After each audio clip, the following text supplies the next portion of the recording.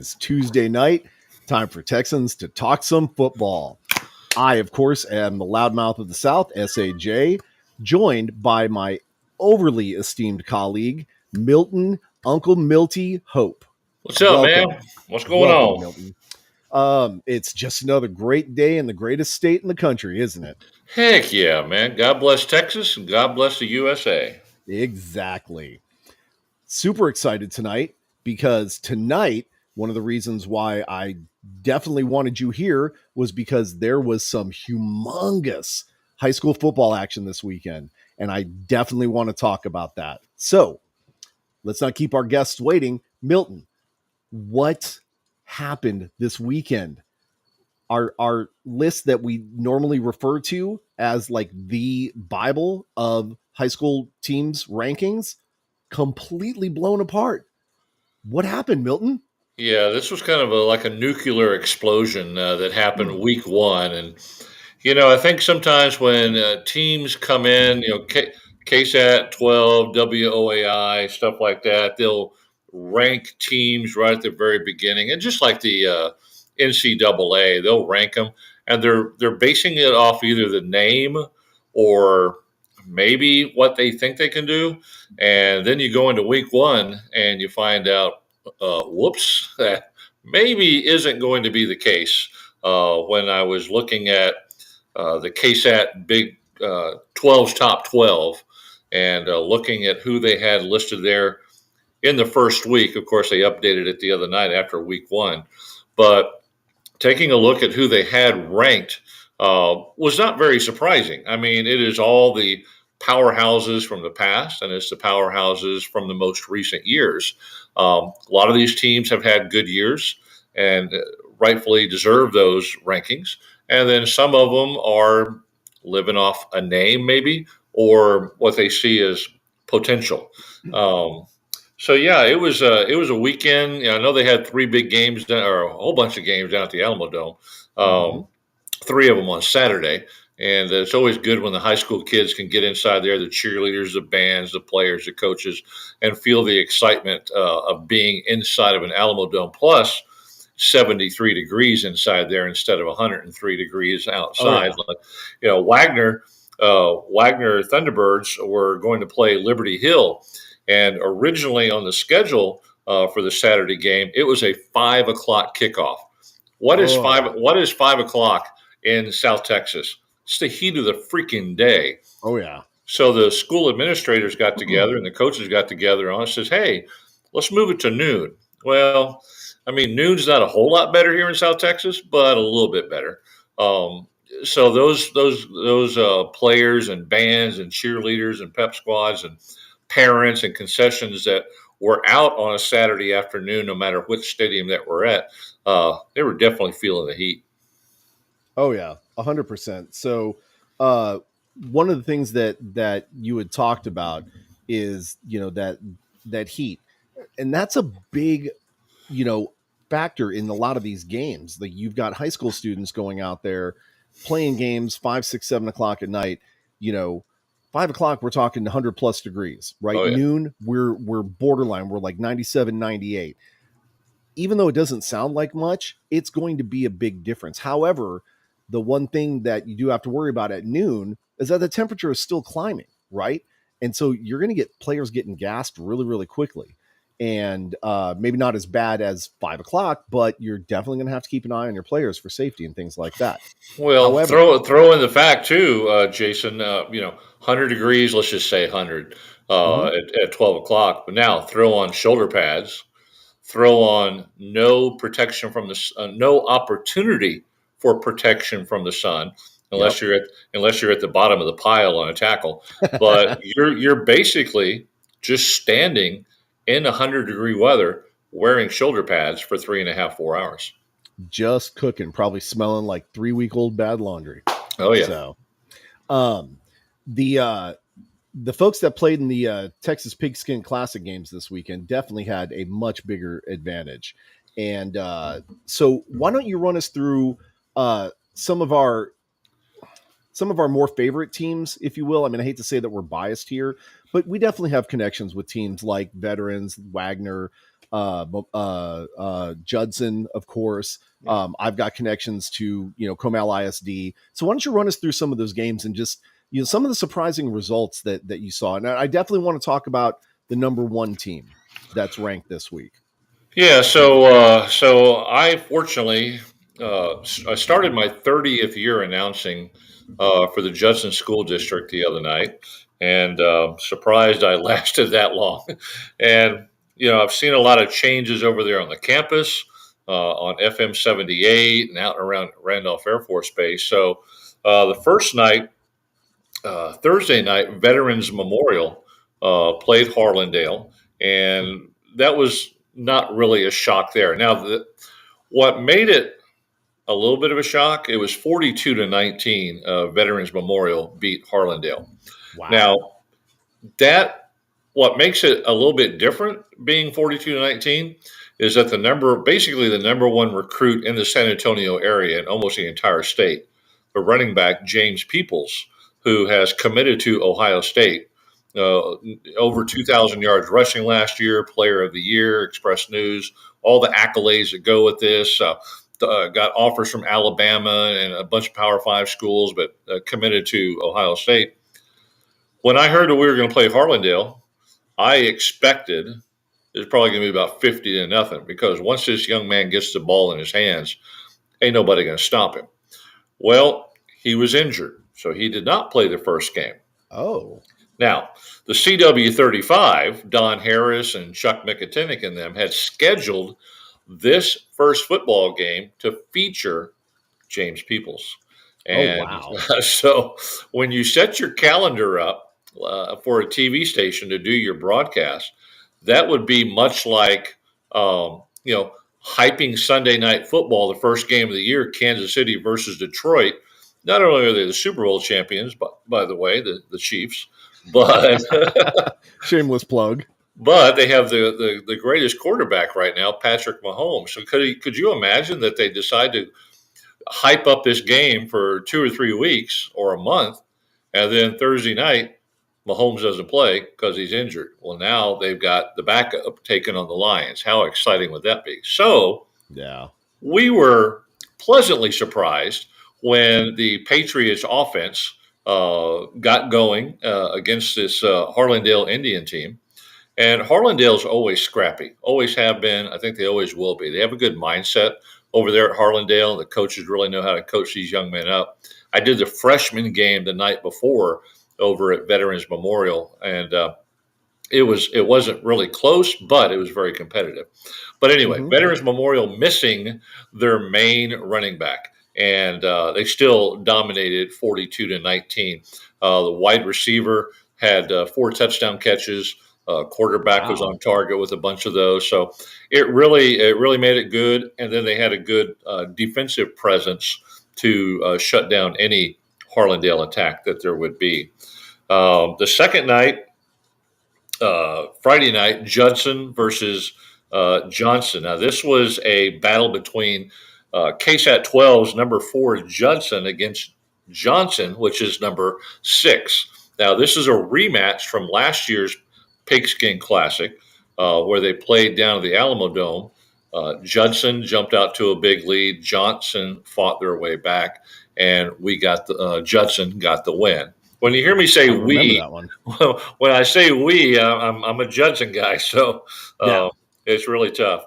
But Judson got the win last year, so they come into Rutledge Stadium this year because Johnson was considered the home team last year at the Dome. So they come in, and Johnson has a really, really good team. They do have a really good quarterback and a really good running back. And they were giving Judson's defense fits for a long time throughout the game. Even though nobody pulled away in this game, it was back and forth, and each team made their critical errors. There was an interception that Judson threw, and then Judson intercepted the pass a couple of plays later to get the ball back. There was just all sorts of possible fireworks, and nobody could break away. there was an injury. Unfortunately, there was an injury to a Johnson player as Judson was driving down. Oh, I think it was like at the 1 or 2 yard line. There was just a super huge collision, and the young man for Johnson never got up. Uh, Coaches and administration gathered around. Eventually they had to call the ambulance. They put him on a stretcher. Looked like he was moving. As I was telling the crowd to, give him a round of applause and lift him up and let them hear the support.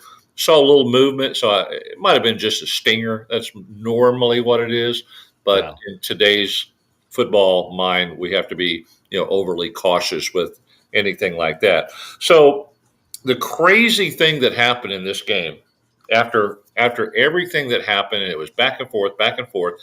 Judson gets the ball. It's probably a minute left, and all they have to do is drive down, get a field goal, and win the game. That's all they got to do. Judson, for as long as I've been doing this, hasn't had a whole bunch of real good kickers. This year Right. they do. This young man has a pretty good leg on him. So Oh, okay.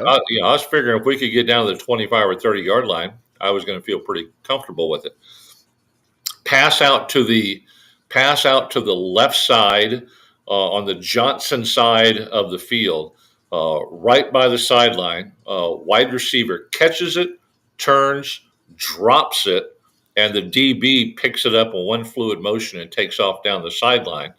Works it back into Judson territory. Couple of plays, timeout. There's like 3 seconds to go, and he lines up for a 39-yard field goal. I wasn't real confident with this young man because I had seen him kick earlier, but he made a 39-yard walk-off field goal to beat Judson 31-29. So it was just, it was Wow. just a heartbreaker there where it was right there, and the first week. Jason, as you know, is always going to be tough with penalties and mistakes and late Hmm. hit and offsides and false starts and stuff like that. And there was a lot of that. Oh, Um, wow. Okay. so it just kind of slowed down the game a little bit. And there were some drive killers. You pick up a first down, then you're penalized 15 yards for unsportsmanlike conduct. You pick up a first down, you're penalized for holding. Pick up a Yeah. first down, you get a block in the back. So there was a lot of drive killers that could have gone a completely different way. Nice. Yeah. So So, yeah, so Judson gets off to a slow start, and then Wagner, the other school that I announced for, I do Veterans Memorial, Judson, and Wagner. Wagner played Saturday afternoon, like I talked about. The number 5 team in the state, Liberty Hill. So Liberty Hill team is always good. Um, wasn't sure about Wagner after losing their head coach Charles Bruce a couple of years ago over to Brandeis. They're kind of rebuilding over there. Not a real strong year in 2022, but apparently they believe in physical abuse because the Wagner Thunderbirds just grabbed them around the collar and slapped them in the face uh, wow. and beat the number 5 team in the state 49-17. I mean, they just didn't beat them; they slapped them in the face and said, "Go home." You know, Wow. so that's a good sign if the T-Birds are getting off to a fast start like that against a very powerful Liberty Hill team. That's incredible. And so, um, I'm glad to hear that. Again, I mean, I've got my personal connections with Judson also, even though I'm a Roosevelt grad. I'm always going to be kind of, linked to the NEISD. My kids are Comal kids.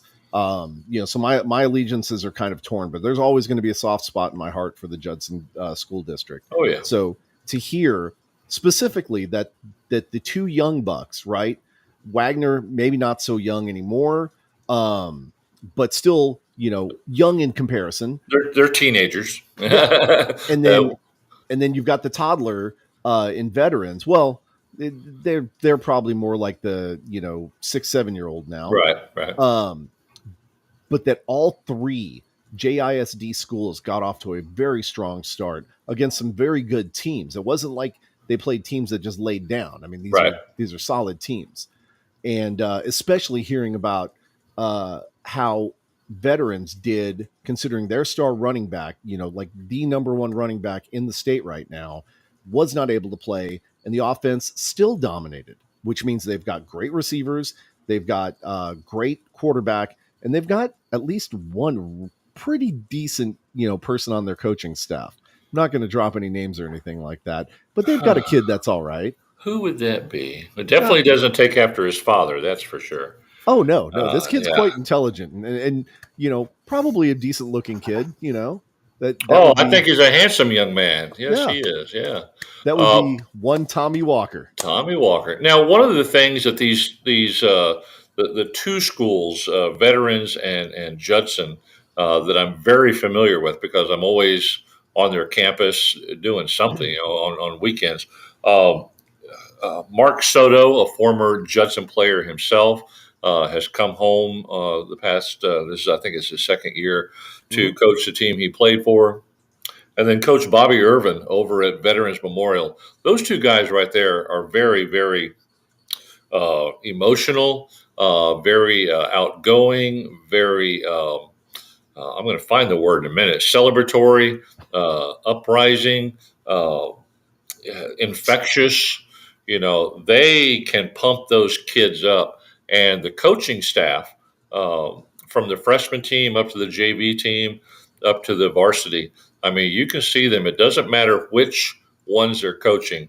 Uh, they just really inspire those kids to give it their best. Yeah, and that's going to be huge, right? When you're asking a high school player to lay everything on the line and do everything that they can, especially at that level when they're still developing their skills and trying to you know get that extra step on Yeah, their competition and still working out you know kind of how their muscles work and everything, if you will. Um, to have somebody that can motivate them that much to make that much of a difference is absolutely huge in a young man's or a young woman's life. yeah, yeah. I So, mean, there's of course is a lot of yelling and screaming by the coaches, but eh, there's also a lot of patting them on the butts and hitting them on the helmet.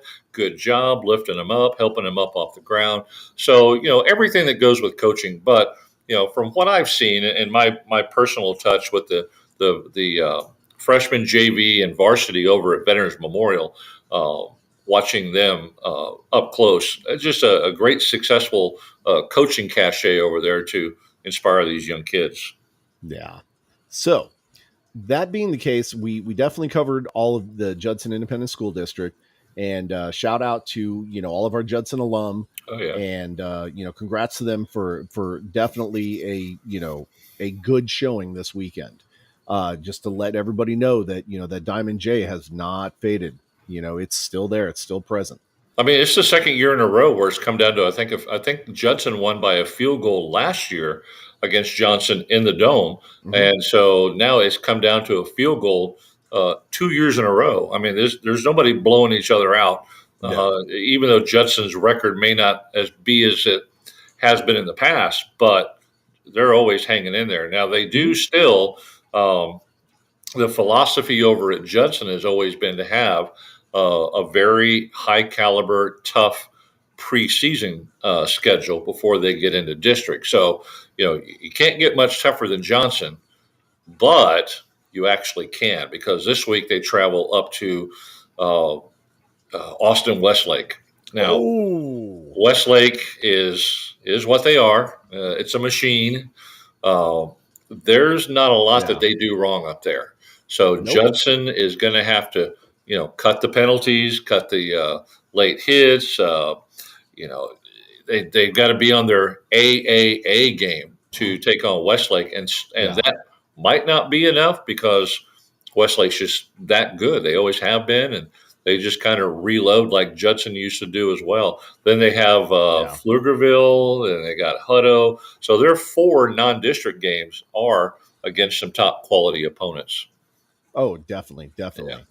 Now, what about Veterans and Wagner? Who are their next couple of opponents? What are we looking at for them? Whoever they want to beat. I didn't write those schedules down, so I'm not sure. I think Wagner has. Actually, I'm doing the game Friday night. They have Dripping Springs Friday Okay. night. Veterans Memorial is on the road. Gus Stadium, Taft.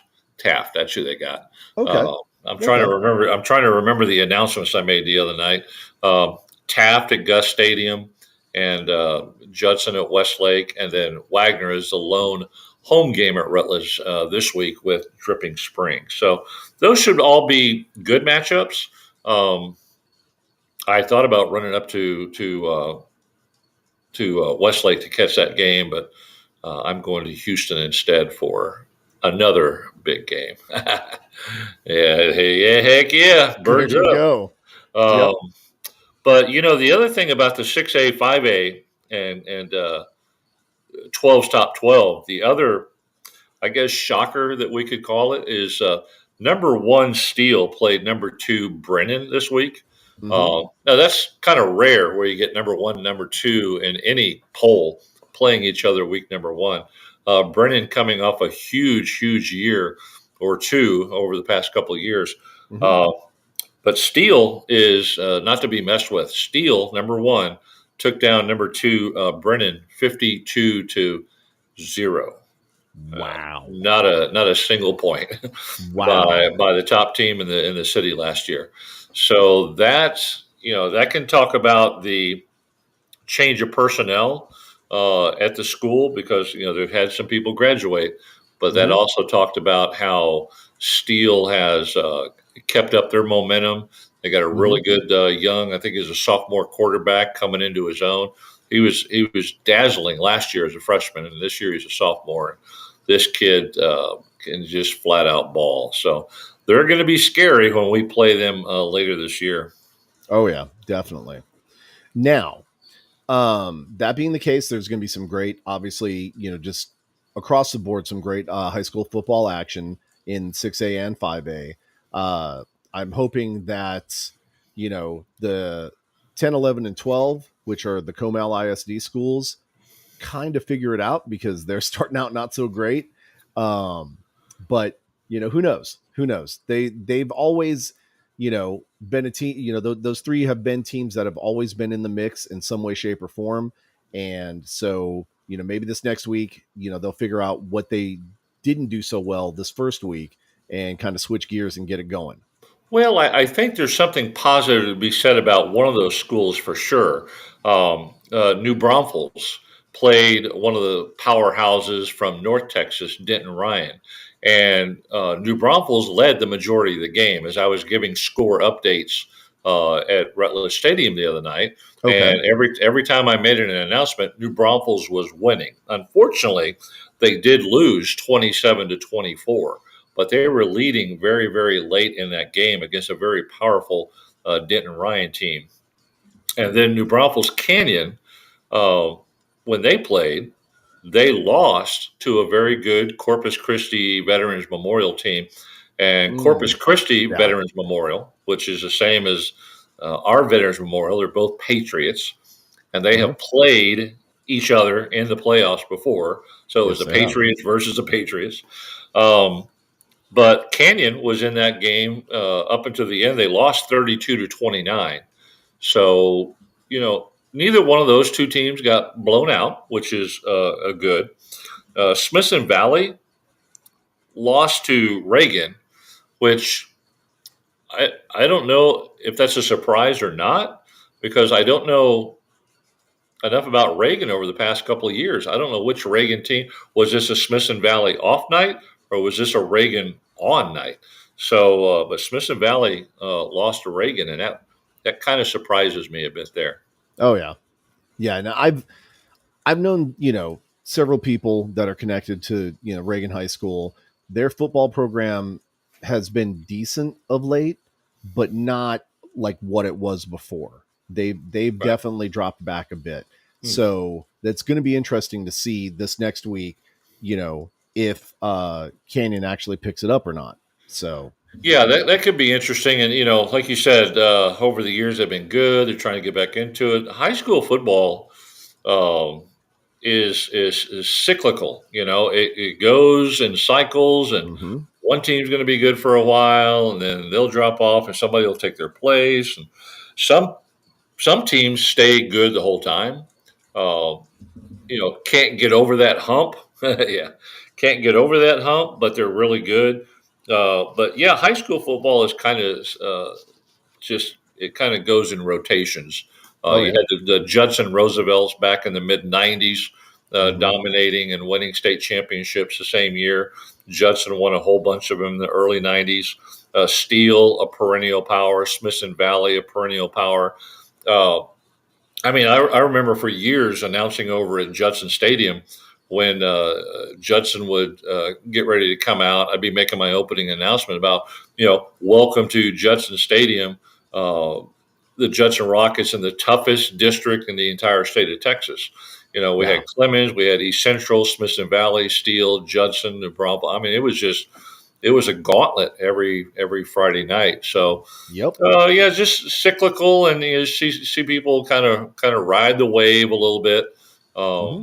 There are no teams that we kind of think of are bad for like 27 or 28 years, like this other pro team that Wait, people seem to hype up a little bit. are you sure it's a pro team? Well, I think Westlake could beat them. That's for sure. There you go. I Maybe think Steel. Westlake is I think Steel could beat. You know who? maybe Westlake is the I pro don't even team. want to say their name. Okay, well let's kick over to a team that you do want to say the name of, and that's going to be our University of Texas San Antonio Roadrunners. Yeah, really looking forward to this one. There's a whole bunch of Roadrunners making a trip over to Houston this weekend. Saturday night kickoff over at TDECU Stadium on the campus of University of Houston, and um, I've I've been there one time for a basketball game. Mhm. I don't normally like to talk about cities, but it's not the safest part of town. No. So we all are aware of our surroundings, but I think it'll be okay. But Houston beat UTSA last year at the Alamo Dome in a 3 overtime thriller. Yep. UTSA is that was the first game of the year, just like this one is. Hmm. UTSA is ready to hopefully answer back. They opened their new stadium a few years ago. We were their first game, and we beat them. I think it was 27-0 or something like that at the inaugural game at their stadium. So people are trying to turn this into a rivalry a little bit. I think it would have been better if they would have stayed in the AAC, but UTSA took their place because they went to the Houston went to the Baby 12 now. Yeah. So but it's still an in-state rivalry. We got Texas State coming up the following week, and when you play a team only every 2 or 3 or 5 years, it's tough to get a rivalry going. But yeah, so no, Houston is going to be a formidable opponent. Their head coach Holgerson, offensive coordinator, they know how to game plan and take advantage of everything they can. Uh, Coach Trailer, he's got his first Coach Trailer show tomorrow night out at Chicken and Pickle, and be Nice. interesting to see what he's going to have to say. But I know a lot of his players are ready. They're tired of hitting each other, kind of like the pros do Yep. in training camp. They're tired of hitting each other, so they're ready to go hit somebody else. Um, so, going to be interested to see. Of course, he's always coy about who's injured and who's playing and stuff like that, just like all coaches are. Leading wide receiver JT Clark, who's coming off a serious knee operation. Hopefully, we're going to have him out there. We can use every weapon we can. He hasn't committed to anything. He just keeps saying we're working him on schedule. We've got him doing his exercises, and we'll let you know. I think when they'll let us know is if he comes out on the field or not that first series. Very true. Very true. Now I will say ESPN, uh, pretty reputable news source. I don't agree with their predictions. They've got University of Houston picked on this game 53.8% to UTSA's 46.2. I think it's more a 50-50. I really think it's that close that you are not going to be able to predict who's going to win. Home Uh, field advantage. That's basically what it is. Um, I could so see that, that they're but going to give them that. Most of the time, the home team, if they're evenly matched, is going to get that 3.5 point margin. Um, but I saw it recently. I can't remember what it was, but a couple of them had UTSA winning the game, and Others Mhm. had Houston winning it, but yeah, it's pretty close to 50-50. Houston will get the nod because um, they're still an athletic team and it's home field advantage. Yeah. I want to make sure that people don't sleep on UTSA, man. Oh That's a no, scrappy, no, scrappy team. Jeff Traylor is an absolute wizard when it comes to football and taking the talent that he has and making it just that much better. So yeah. I'm looking very forward to this game. I high hopes, high expectations. I expect to see the Roadrunners duplicate what they did last year, maybe go even farther, right? Well, And I would like to stop at Bucky's on the way home with a whole bunch of other UTSA fans and fill up our guts and get food and some drink and all start yelling UTSA inside of Bucky's. So hopefully we can make that happen. if you do that, you need to go live. I think I will. I'll at least Okay. record it, but yeah. We'll if we get the win and I stop at Bucky's and there's enough of us, we'll do it. Okay. Because that is going to be one of those things that you need to log in for posterity's sake. I like to cause problems. That's perfectly fine with me. Now, you did mention earlier TDECU Stadium. That's a stadium that we in the XFL community are quite familiar with Right, because that's where the Houston Roughnecks have played. And right. you are not wrong that it is not exactly the nicest place. Um, there is a little bit of controversy in regards to that for the Houston Roughnecks because TDECU is going to be getting a facelift. They're going to be doing a remodel. I don't even know when it starts, but it is definitely going to potentially affect the XFL season. If University of Houston is playing there, they can't do the remodel until after the season is over. So they're going to have about a month and a half to give this place a facelift and then bring the Houston Roughnecks in. So Huh. yeah, there's a bunch of talk about what they're potentially going to do with that. Uh, the Roughnecks may play over in Rice Stadium, Yeah. and Kind of they were shocking there's a remodel going on because I think it only opened in 2014, so it's not that old. no, I don't know no. what they're going to do to it, but yeah, that's kind of surprising. 10 years old and already remodeling it. I think honestly they're probably expanding it Yeah. because University of Houston the popularity of the team has just grown that much that they can actually justify putting in another 10,000 seats or whatever. Yeah. And so, and it could be, same things like what they're going to be doing with the Alamo Dome, where they're, kind of upgrading the boxes and stuff like that, adding Yeah. a couple extras, Add some right? suites and Yeah. stuff like that. Yeah. Yeah. Yeah. But 10 years, that's kind of odd, but It is. But I mean, if you've got a popular program and it's bringing in the money, yeah. you make the upgrades. Yeah, for So sure. now let's talk some NFL football because now we're getting down to the final cuts. So what is your Kansas City Chiefs looking like? Well, there's three things that kind of surprised me on the NFL today. One, Chris Jones with Kansas City still hasn't signed. Wow. Spectacular defensive end. They put him on the did not report list, so he's not cut, but he's on the did not report list. This is very disappointing for Kansas City Chiefs fans because he is a staple of the defense. He came out maybe 2 weeks ago now when he started the holdout, and he was like, I know I have a contract. I'll play the year, and then we'll see what happens. Well, now he's tweeting that he may sit out until week 8, according to the NFL guidelines. He'll still get credit for a full year of pay, uh, but he doesn't have to start playing until week 8.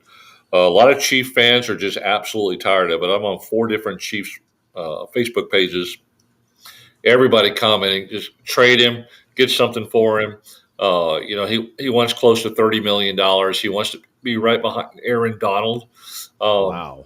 so the Chiefs have already proved that they're not going to pay a ton of money, i.e., Tyreek Hill, and Mm-hmm. we got rid of Tyreek Hill, and look what we did. So Yep. now the thing about that for the Chiefs is that their philosophy, uh, in my opinion, has always been to bend but don't break on defense.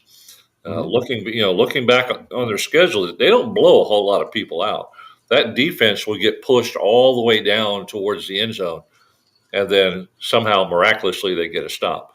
But Chris Jones is a vital part of that, and him not being there and holding out.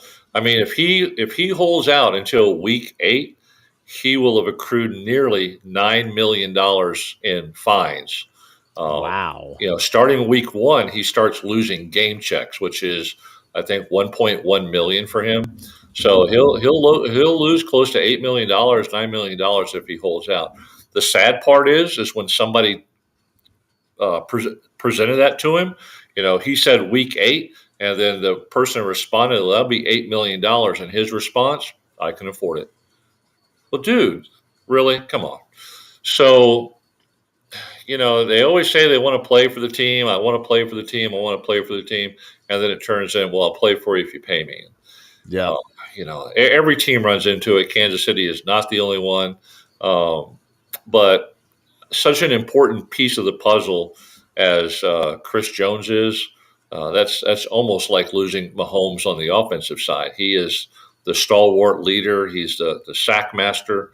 The other thing that surprised me, not about the Chiefs, but just the NFL in general, is that the Indianapolis Colts, Jonathan Taylor, their running back, Yes. he's going to be stuck with the team this year. So I don't know how he's going to play. Is he going to hold out or is he going to play? He's not going to be happy. And then the New England Patriots, the backup quarterback, Zappy, was really good in college. He played against UTSA, and he would throw 400-500 yards. He is just awesome. I thought he had a really good year last year when their quarterback was injured, but they cut him. So I'm sure somebody will pick up Zappy. I mean, if somebody's going to pick up Trey Lance, who can't play worth a crap, then they're definitely going to pick up Zappy, who has already proved himself in the NFL. I mean, like I heard earlier today on the drive back from playing golf today, is that Trey Lance couldn't even beat out Sam Darnold.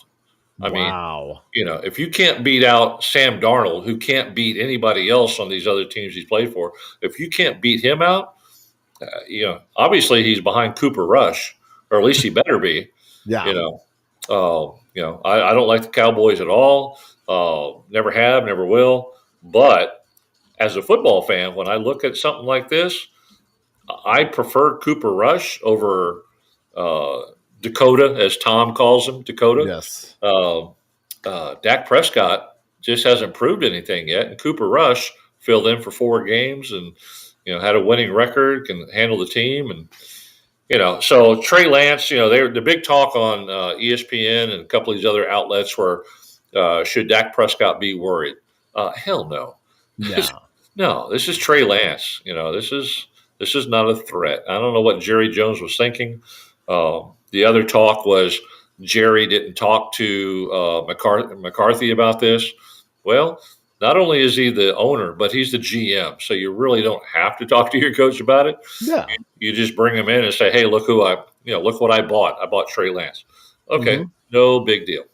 So, so those were just a couple of things that I saw, and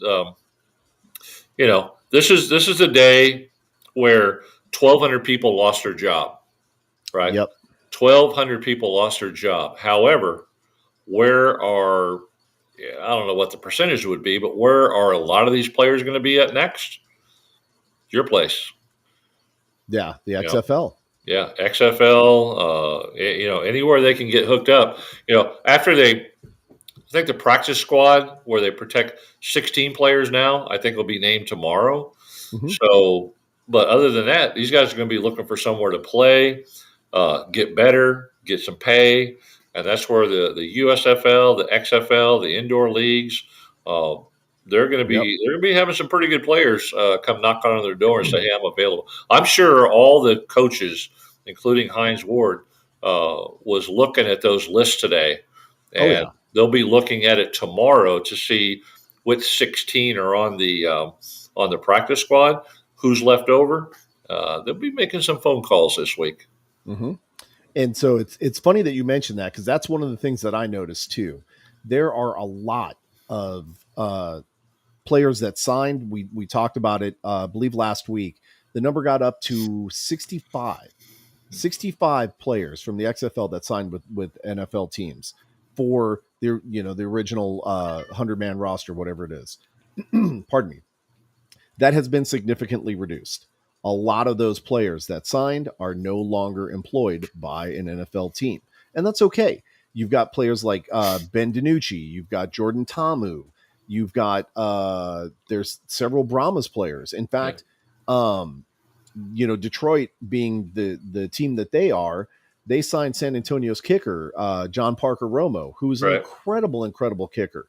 He got cut today. And that makes no sense because he was an incredible player. But that's okay because that means that a lot of those players are going to be coming back to the XFL, and there's going to be some new blood coming in from the IFL, the one of the arena football leagues that they're associated with, and there's going to be a bunch of undrafted players that didn't make rosters in the NFL that still want to keep playing. So they're going to be trying out. You had at least the three different showcases from the XFL where you had players trying out and displaying their talents. We're going to have at least two supplemental drafts coming up, in addition to, from what I'm to understand from the XFL, anyways, the original teams having the rights to those players when they come back. So, Jack Cohn, quarterback from Notre Dame, who had a tryout with, I believe it was Pittsburgh, was not picked up by Pittsburgh. He gets to come back, and San Antonio can claim the rights to him if they so wish. I don't necessarily recommend that because he very much is a pocket quarterback, and when you don't have a pocket, Yeah. don't need a quarterback that doesn't move. Yeah. But Yeah. there's all these opportunities for these players to still continue. Like, their dream doesn't necessarily end here.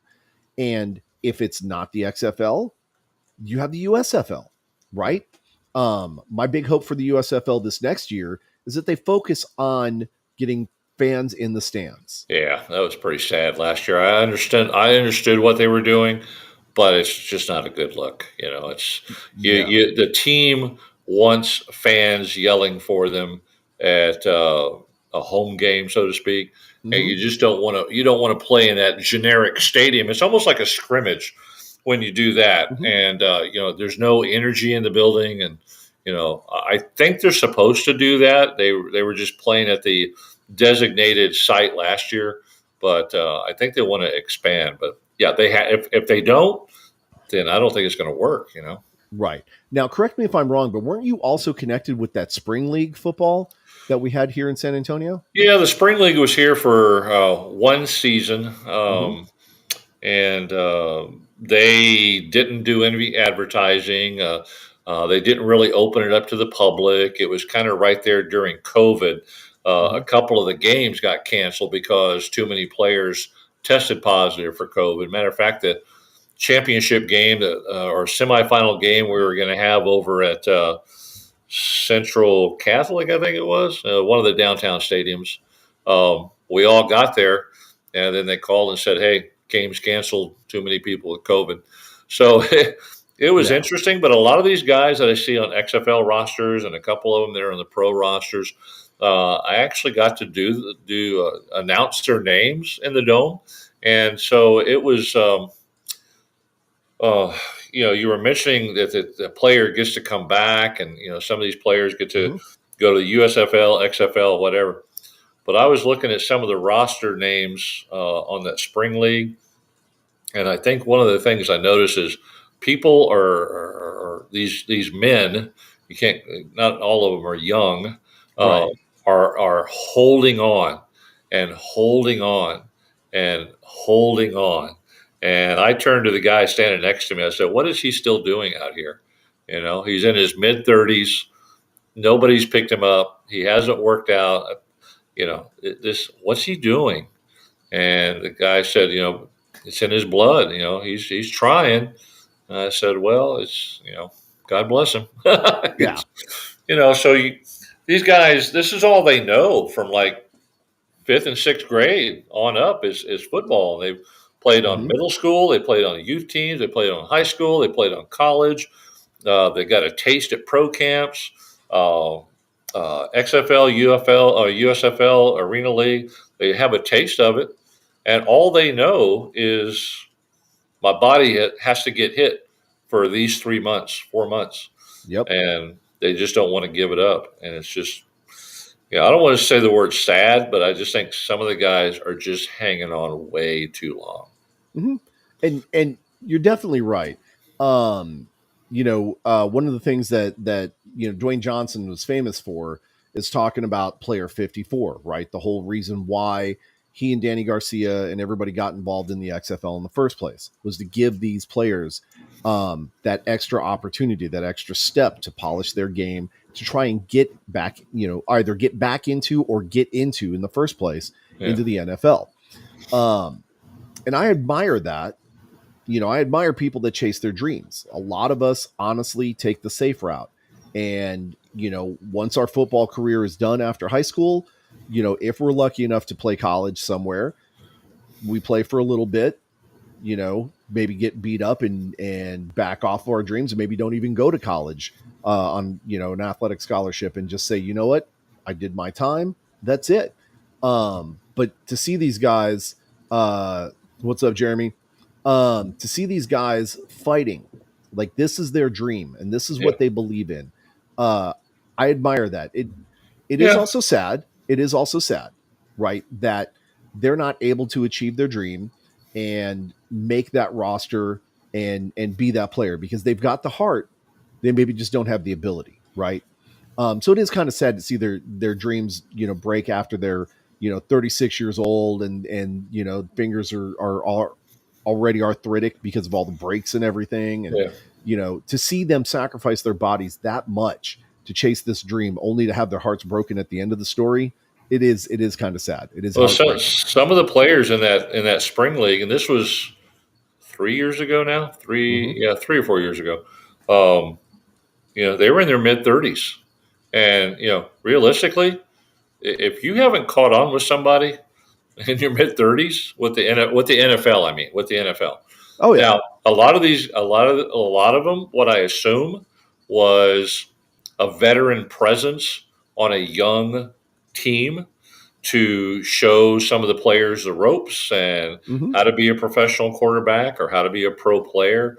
So I kind of get it from that point to where they would have some of the older experienced players on there, but some of these guys are still trying to make a pro team and Hmm. they just don't know how to take no for an answer. And if you're in your mid 30s and you're not playing for anybody, you know, Yeah. that's your time's up. But at least you have a source of being able to help out other people in the spring league, XFL, USFL, Arena League. But yeah, some of them were that just boggled my mind that they thought they were going to get on a pro team in their mid 30s.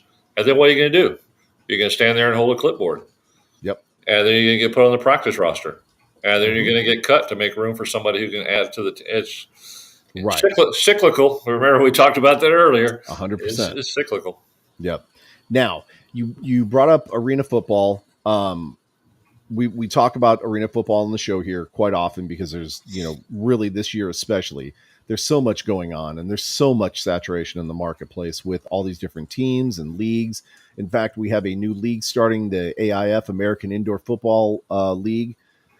Uh, there's going to be two teams from Texas in it. One is from Corpus, one is from Amarillo, I believe. Um, all kinds of craziness going on. So I'm not going to go too much into that tonight, just because, again, there's so much up in the air, especially with Yeah. the introduction of the AFL coming back supposedly. They finally announced, I will say, one team, and that's going to be Billings, I believe it is, into the Arena League, or the Arena Football League. I know, I There's know. not there's not much more to do in Billings, Montana, so you may as well have an arena team out there. Exactly. But here's the thing that bothers me with that. That's the only team that's really been announced officially, and they were not part of the original 16 that was announced by the AFL when the Huh. AFL said that we're coming back. Yeah. So it's like, what's going on? Hmm. San Antonio was originally announced as going to be part of the AFL along with Austin, and then now that's been retracted. And so there's so much movement there. It's hard to track, and I don't know what to believe. So What I can talk about though is the San Antonio Gunslingers, right? Very, very interesting organization. It's owned by John Wayne Air Conditioning.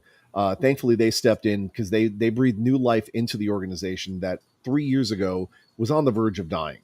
Um, they made some incredible moves, brought some incredible players in, including their head coach, Mr. Fred Shaw, who, as we've talked about before, was a San Antonio Talons player, one of my favorite San Antonio Talons player, in fact.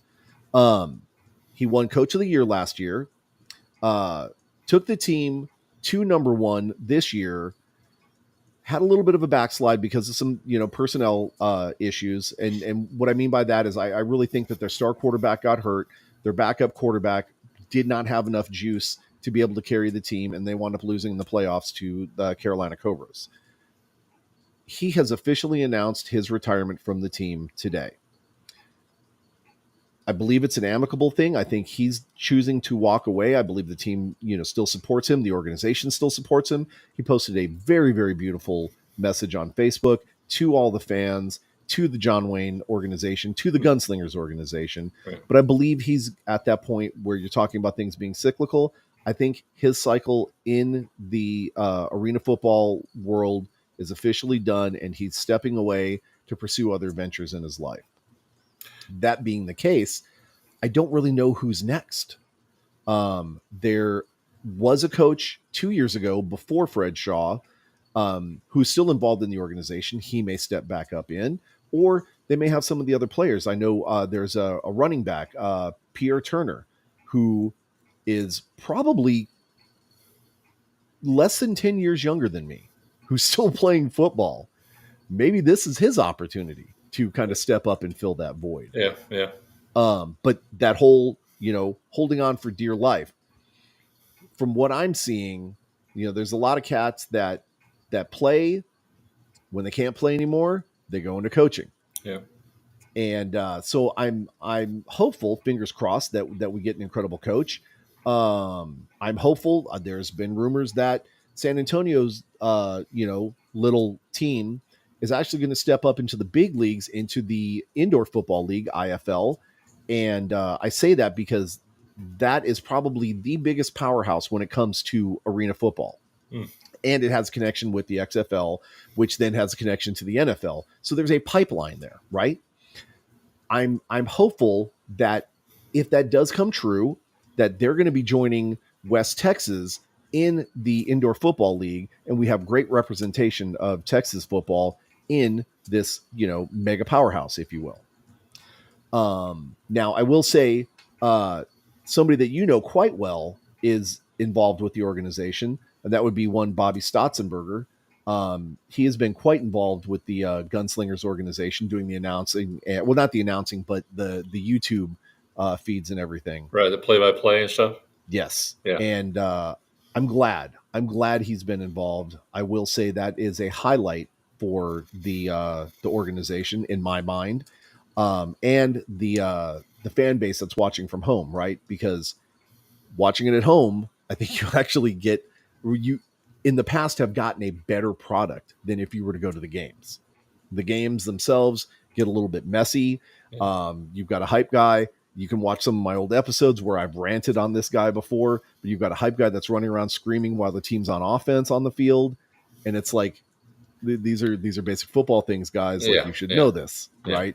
It would be like Milton Hope screaming, UT when, we have the ball. Yeah. When your quarterback is trying to take a snap, like, that's a no-no. You would never do that. Yeah. But so, yeah, there's a bunch of movement still going on there. So we really can't talk too much about that. Well, what makes that easy too is Stotzenberger and John Wayne Air Conditioning. They have a relationship because they sponsor him on his I forget what it's called now. Texas used to be Texas Sports Productions, TSRN, whatever Bobby's got going on. Don Rackler has the player of the game each week, and Bobby presents a trophy. So that's good to see that Bobby's involved with the Gunslingers because John Wayne Air Conditioning is, but they have that relationship, and that makes it even easier. Oh yeah, well, and I like the fact that Bobby's a big name in Texas football. And at least here, Don't tell him that. His hair will get even bigger. he does have rather large hair, doesn't he? Uh, But it's just nice to see that he's involved with the organization. yeah, It brings legitimacy to the ownership of, John Wayne owning yeah, the team, to the organization, to the sport in general, right? It would yeah. be like if Milton Hope were to get involved with an arena team. That would Ooh, bring, uh, it bring it down. Yeah, it well, probably, maybe, bring it down. but I'm a little biased, right? I kind of think, it would bring it up a little bit, but that's just me. Yeah, yeah, I've been amazed by Milton Hope on the radio versus the Milton Hope that I know offline. yeah. So Two different guys. two completely different guys. But that being the case, okay, so arena football is crazy right now. Yeah. So we really can't say too much about it until this next week or so, when there's supposed to be about 1,500 announcements coming out.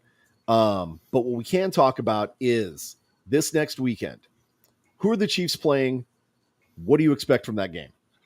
Well, they're the only team playing next week. It's on Thursday Night Football on NBC, and they'll be playing the Detroit Lions at home. And Yeah. good friend of mine, Robert Wick, is going up there to the game, and they'll have the banner ceremony. They've already got their humongous ring, Super Bowl ring, a couple of months ago. They'll release the banner up there.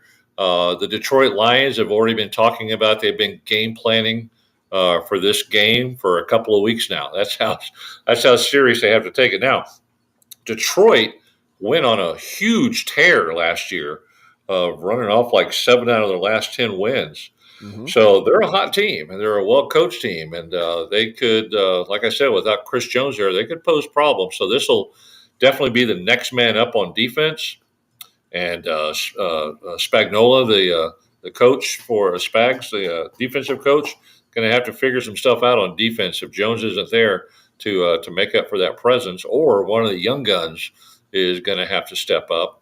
A young secondary again for us, but yeah, Kansas City versus the Detroit Lions Thursday night. We're the only people on TV. Unfortunately, I have a football game. Thursday at 5:30. It should be over by 7:30, so I'll probably miss the first quarter, but I'll be watching it on my phone and keeping my fingers crossed. There you go. Now, I will say, for our good friends here in Cowboys country, which is just repulsive to say, but it's okay. Cowboys are going to be taking on division rival New York Giants. Go Giants. Yeah. I would like to say that. I don't expect that to go well for New York. No. Okay. That Cowboy defense is awfully tough. Mm-hmm. And I really think Dakota has some things to prove. I think he's going to be coming out with a little bit of a chip on his shoulder, especially with them bringing in a third quarterback. I definitely know he doesn't want to lose his starting spot to Cooper Rush, because that's a downgrade for everybody. Right. But I think he's going to come out firing. I think he's going to come out with a little bit of attitude, and I think he's got a point to prove. So, well, with the Cowboys, just going back to that quarterback situation, I really don't get it, because I thought their third string quarterback, who the Cowboys were gracious enough to let him play the whole game the other night, to audition maybe for another team. mm-hmm. There's no way that Trey Lance is better than that guy. No. So why they let him go just to bring in a Trey Lance? It's crazy up there in Dallas land. That Frisco area, there's some sort of carbon monoxide poisoning up there that is just, well, Jerry is Jerry, so he'll do what he wants to do. But yeah, I mean, that Cowboy defense is tough. Like you said, Dak is going to have something. He's going to want to prove at least the first couple of weeks that, hey, I am the guy. Hopefully Mac Jones. Is it Jones, the quarterback for? Is he New England or is he? I can't remember. Thought it was. Let me look at their. Well, they still got Saquon, right? They do. They do. So Saquon's going to be a tough guy to stop. The quarterback for the Giants, Daniel Jones. Yep. This is a prove it year for him, I think, too. So there's a lot of people going to have things to prove, but I'm going to go Giants by 28 and get the Cowboys defense should step up and be able to handle them, but it may be closer than some people think, just because of Saquon Barkley. Oh yeah, 100%. I think it'll be close, but I I hate to say it, but I think Dallas is going to eke out a win because they've got the rabbit's foot buried in their behind somewhere. There will Um, there will definitely be, and you'll be able to feel it, Jason. There will be uh, every time Dak drops back to pass in that game, you're going to hear the air come out of the state of Texas because the pucker factor is going to be there in every Cowboys fan. yep, Oh crap! He's about to throw the ball, yep. and they're At just least waiting. Where's the interception going to be at? I'm pretty sure the vortex or the center of that vortex is going to be coming from New Braunfels, Texas, though. So Yeah. watch and see. Sure. Watch and see. But it's just like everybody's going to be nervous every time he rolls out or backs up to pass, and we Yep. know that interception is going to come with 2 minutes to go with the game on the line. But Yep. I'm ready. I am so ready for football season. I mean, I get started with high school first. Mm-hmm.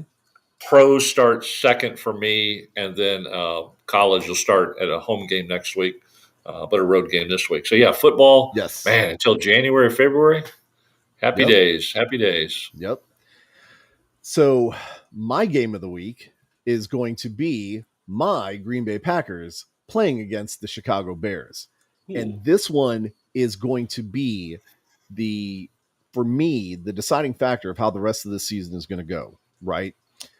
Jordan Love has been actually doing pretty decent in the preseason. And again, it's preseason. I get it, sure, right? sure. But he's gone 7 of 13 for like 80 something yards in the games that the game and a half that he's played, really.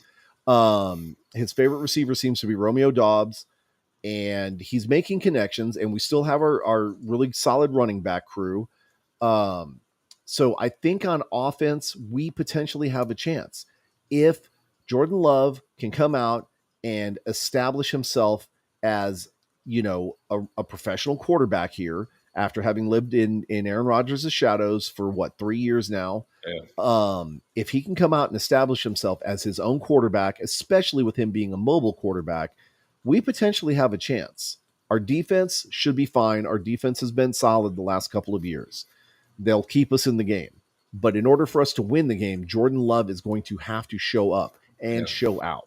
So this is going to be the deciding factor for me. Are we going to have, a losing season, or are we going to, can we potentially look forward to breaking, the 500 category? So that's the one that I'm going to be focused on, and I'm excited. Preseason is over with. Real football is back. But the one thing that I absolutely love, the reason why we started the show in the first place, is because thankfully now football is never over in Texas. yeah, Okay. yeah. You've got college, you've got high school, you've got pro football, takes you up to January, you've got the Super Bowl, and then you've got the XFL, and then the USFL starts, and then your arena football starts, and it carries you to preseason again. Yeah. Right. So Yeah. potentially we have football churning 24/7. And we even have, if you don't mind some funny foreign talk and some accents and stuff, you even have European League football and Canadian football if you want to watch that. Yeah, you So, got the lingerie football league. So man, is that still there, around? I think it is. I think I saw some highlights from it last year. It's may have to check more into that one. The highlight of knowing about the lingerie football league is knowing that Green Bay had a team and it was coached by Gilbert Brown, Okay. our humongous nose tackle. Wow. He was like 800 pounds, ate like 17 cheeseburgers every day. And uh, he was the coach of a bunch of women. And it was just awesome just seeing him out there, man. yeah, it's interesting. Yep. But that being the case, again, exciting times. Folks, if you haven't already, make sure that you check out Milton at Rutledge Stadium this weekend, as he's going to be announcing some games. It's well worth the price of the admission. You can also go check him out at the San Antonio racetrack. I don't remember the name of it. Go ahead and plug it. So Friday night, the thing about announcing is really funny. Is kind of have to be subdued in high school football. But you want to see my total explosion? Please come to a UTSA football game this year Mm. because I get that crowd rocking, and we're making all sorts of noise, and I'm breaking every rule in the rule book. And until somebody tells me not to do it, I'll just keep on doing it. And my administration and the people that have hired me, they've taken the harnesses off, and we get that place going. So please, especially September the 9th, it's Pack the Dome night.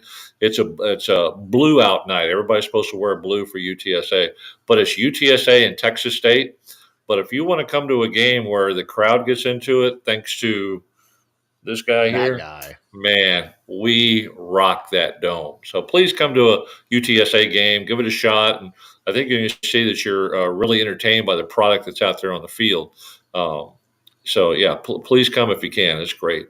Oh yeah, 100%. And then I'm going to throw in my shameless plug. Oh, and the racetrack is up in Bastrop. Actually, it's just outside Bastrop, a little place called Cotton Bowl Speedway. It's in Page, Texas, which is about 12 miles outside Bastrop. But we have great stock car racing up there. We've only got 2 races left for the year, and then I can give my full attention to football. Yes, yes. I will say though, shameless plug. I know myself and several of the Brahmas fans are talking about putting together a Takeover the Dome event where we're going to go and support the UTSA Roadrunners. We're going to tailgate. We will probably have our UTSA gear on. We'll probably still be wearing Brahmas caps though. So just to let everybody know that we are out there, that we're we got next. But we will 100% be there to support the UTSA Roadrunners and see them absolutely demolish it's the AAC this year, right? Yeah, American Athletic Conference. Yeah. Yep. Yeah. So that being the case, folks, appreciate you tuning in. Take care. Milton, why don't you go ahead and give us one of those Chiefs sign-offs or whatever you guys do. Go Chiefs! Whoa! Love it. We're ready. Time to run it back, baby. Run it back. Another Super Bowl. All right. See you guys. Take care.